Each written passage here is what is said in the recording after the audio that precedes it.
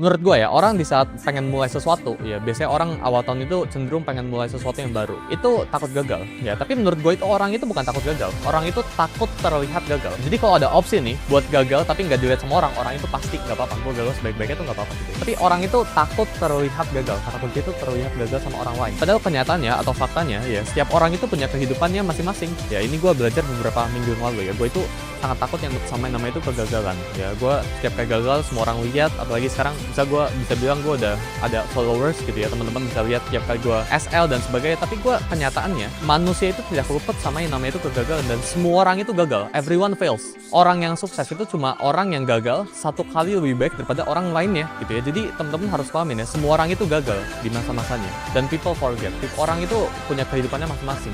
Ketika orang punya kehidupannya masing-masing, ya setiap orang pasti dalam lifetime-nya itu ketika berkarir itu pernah merasakan yang namanya itu gagal. Jadi kan nggak bisa hindarin yang namanya itu kegagalan ya, karena semua orang itu udah pasti gagal.